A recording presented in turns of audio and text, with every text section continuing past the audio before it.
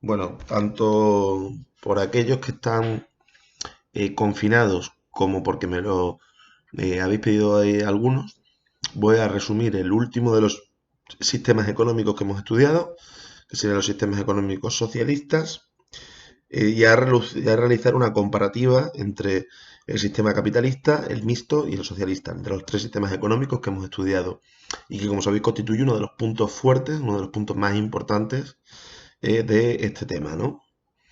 Bien, bueno, comenzando por el socialismo, por el análisis del socialismo.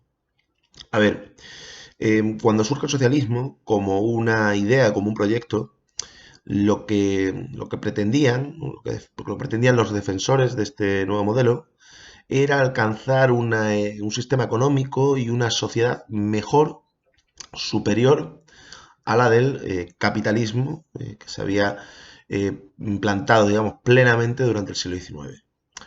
Por lo tanto, el socialismo es en esencia un proyecto alternativo al de la sociedad y la economía capitalista. Un proyecto alternativo al de la sociedad y la economía capitalista que pretendía representar sobre todo los intereses de la clase trabajadora, ¿m? De aquellos que carecían de medios de producción y tenían que vivir de la venta de su trabajo a cambio de un salario y que, como sabéis, por aquel entonces, en el siglo XIX, pues padecían unas condiciones laborales y de vida bastante malas, ¿no? Que habían dado, de hecho, lugar al inicio del movimiento obrero en forma de huelgas, de sindicatos, etcétera, etcétera, ¿no? Entonces, bueno, el socialismo intenta construir un modelo que sea superior al del capitalismo y que represente los intereses de los trabajadores. Otra cuestión es que lo consiga, ¿eh? Eso, desde luego, es mucho más discutible. Bien, aunque el socialismo, los socialismos tienen corrientes, albergan corrientes muy distintas en su seno, ¿no? Digamos que todos suelen coincidir en una serie de puntos fundamentales, ¿no? Como mínimo, el socialismo se plantea, se concibe como un sistema donde no existiría propiedad privada sobre medios de producción. Fábricas, locales, vías de transporte, la propia tierra, ¿no? Las minas serían de propiedad colectiva, de propiedad común, de propiedad pública. No tendrían dueños. Estarían en manos o bien del Estado, en los proyectos socialistas más estatistas, o bien de una especie de asociación de trabajadores, ¿no?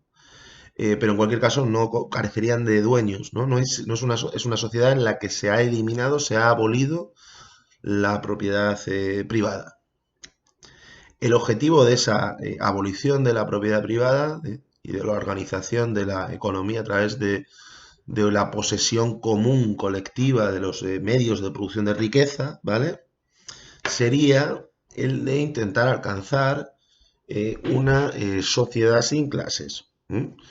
Sin ricos ni pobres, sin explotadores ni explotados, sin propietarios y no propietarios, en ningún tipo de relación de clase, tanto las relaciones de clase previas en la historia y quizás más brutales, como la de los amos con los esclavos, pero tampoco la relación de clase que vincula al empresario, al burgués, con sus trabajadores, es legítima para los socialismos. Ahora, todas estas corrientes, esas diferencias de clases, esas desigualdades de clases, responderían a relaciones de explotación o apropiación o robo del trabajo ajeno, ¿vale?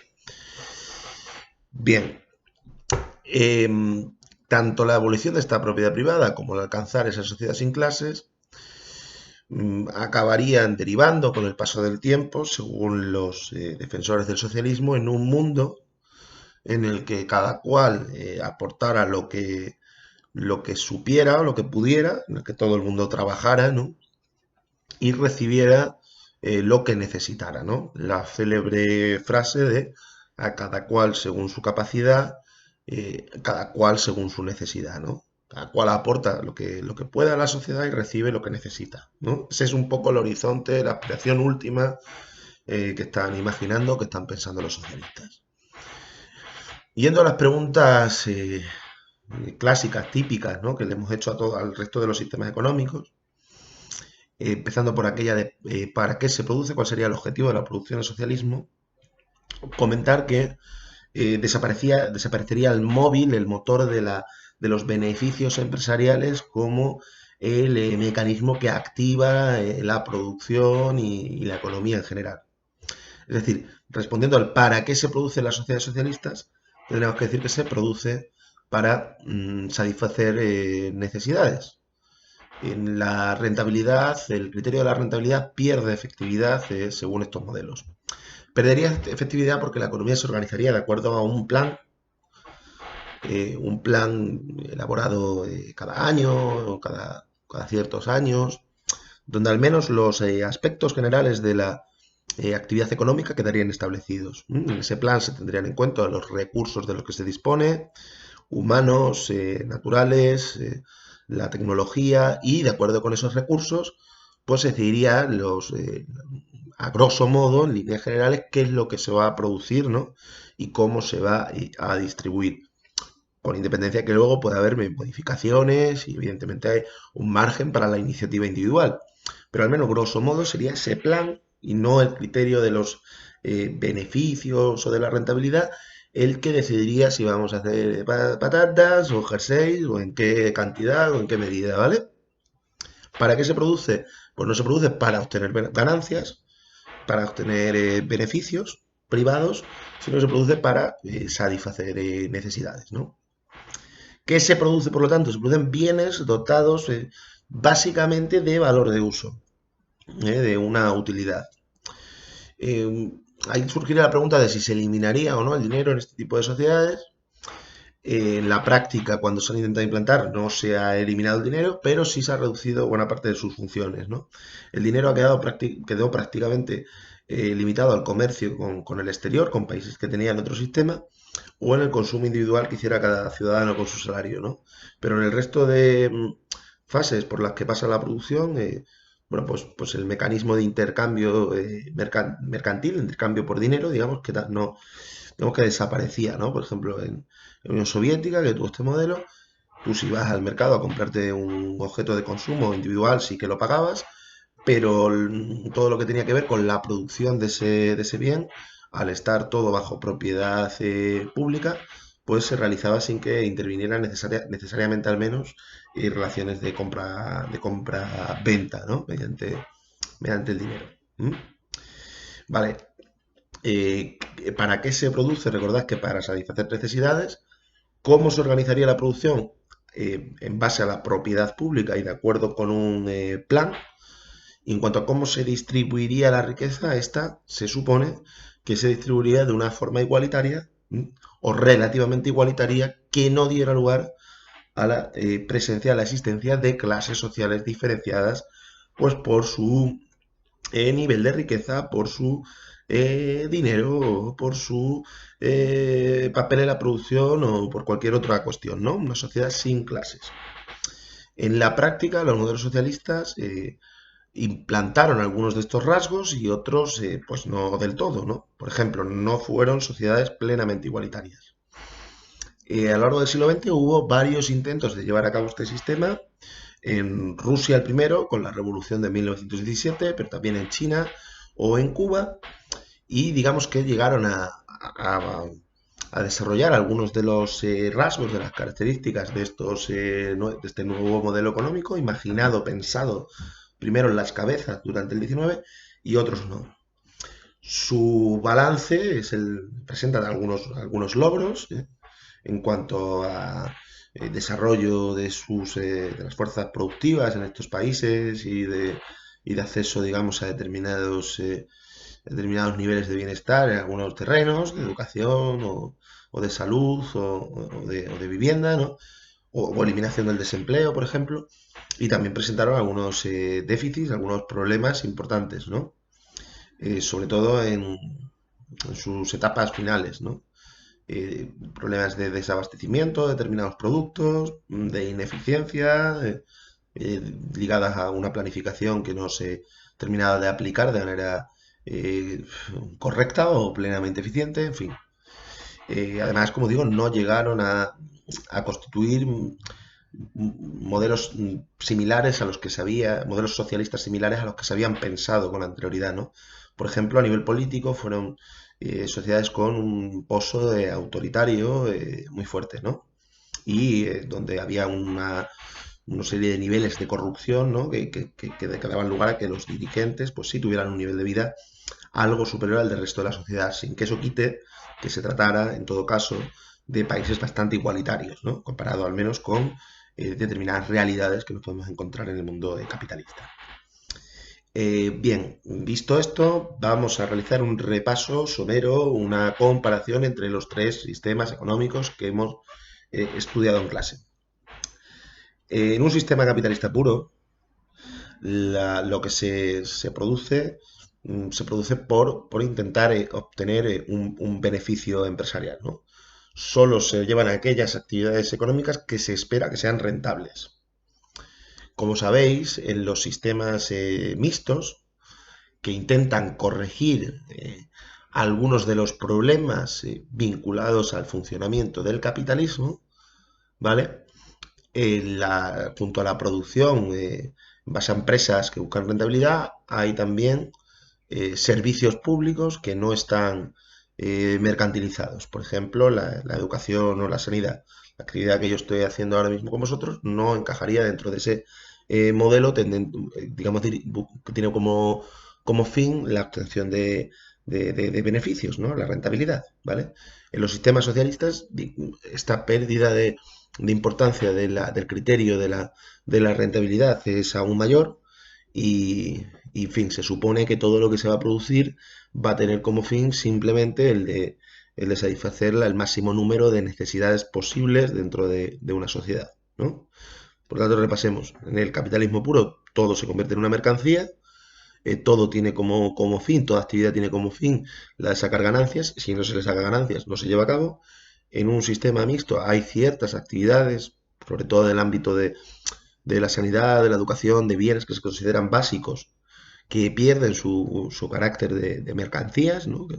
Al menos de mercancías cuyo único objetivo es el de la máxima, alcanzar los máximos beneficios en forma de dinero, ¿vale? Y en un sistema socialista, pues directamente toda la producción se supone que estaría orientada a satisfacer necesidades, ¿no? Ahí tenemos ahí las tres diferencias, ¿no? En cuanto al cómo se produce en un sistema capitalista, se supone que todo se realizaría a través de un sistema puramente capitalista, todo, casi todo, se realizaría a través de empresas privadas, de negocios, donde además no habría una regulación por parte del Estado o de la sociedad que limitara la capacidad de tomar decisiones por parte de sus dueños, ¿no? Es decir, los empresarios, los dueños de los negocios serían completamente soberanos para decidir las condiciones laborales que se aplican en su empresa, para que pueda haber alguna negociación con sus empleados, de los precios, del tipo de productos que ofertan, etcétera, etcétera, ¿no? Y además, todas las empresas serían privadas, ¿no? No cabría imaginar la presencia de una empresa como Renfe, por ejemplo, que se dedica al transporte ferroviario y que se publica, ¿no? En un sistema mixto, la mayor parte de las empresas son privadas, pero existen algunas empresas públicas, estatales, en sectores considerados como estratégicos, por ejemplo. El caso de la energía, vamos a poner por caso, o de las telecomunicaciones, ¿no? Además, la actividad de las empresas que siguen siendo privadas en un sistema mixto sí que está regulada, sí que está intervenida desde el Estado. Un ejemplo que yo utilizo y que me parece muy claro es el de las condiciones laborales, ¿no? Hoy en día uno trabaja en España en una empresa y no puede tener cualquier tipo de condiciones, sino que están reguladas por la ley, ¿no? Tiene que cobrar un salario mínimo, tiene que puede trabajar hasta una jornada laboral máxima, tiene que tener una serie de días de descanso, tiene que tener unas vacaciones pagadas, el despido, que cada vez menos está regulado en cierta medida, etc, etc, etc, ¿vale? Eso sucede en un sistema mixto, en un sistema capitalista puro, en un sistema puramente capitalista, no nos encontraríamos con este tipo de regulación laboral realizada desde el Estado, ¿no? En un sistema socialista, por último, toda la actividad económica tiene un carácter público. todos los medios de producción, tierras, fábricas, minas, etcétera, son de todos, son comunes o son del Estado, en cualquier caso. Pero no tienen un dueño privado, no son propiedad de un particular. ¿Vale? La distribución de la riqueza en un sistema capitalista se entiende, aunque habría alguien que discreparía en este aspecto, que sería una distribución de la riqueza crecientemente desigual, o al menos bastante desigual, ¿vale? Dando lugar a esos dos grandes bloques de clase que hemos denominado como burguesía y como clase trabajadora o clase obrera, como queráis llamarlo. En un sistema mixto seguiría existiendo, seguirían reconociéndose ciertas desigualdades, pero se intentarían corregir con algunas acciones llevadas a cabo por parte del Estado, por ejemplo, con la progresividad fiscal. Pagas más impuestos al Estado, pagas más dinero al Estado conforme más tienes. Eso es la idea de la progresividad fiscal, es un mecanismo que corrige ciertas desigualdades. Se incluiría aquí también, que duda cabe, la provisión de una serie de servicios públicos que son universales, ¿no? A las que tiene acceso toda la gente, con independencia de su riqueza, y que si lo pensáis un momento son bastantes, más de los que parecen a simple vista. Abarcarían desde la escuela hasta el hospital donde te vas a curar, pero también los parques, las bibliotecas, las casas de la cultura, ¿no? Últimamente también, en muchos casos al menos, el cuidado de ancianos, etcétera, etcétera, etcétera. Y en un sistema socialista se entiende que, aunque no fue lo que ocurriera del todo en la práctica, que se acabaría tendiendo hacia una sociedad pues plenamente igualitaria o equitativa, ¿no? Aquella consigna a la que nos hemos referido antes de a cada cual según su capacidad, cada cual según su necesidad.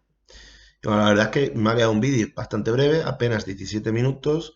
Yo creo que puede ser de utilidad, evidentemente hay que profundizar, hay que estudiarse los apuntes, que duda cabe, pero bueno, aquí tenéis otro recurso adicional más para quien le pueda interesar y para los confinados y todos.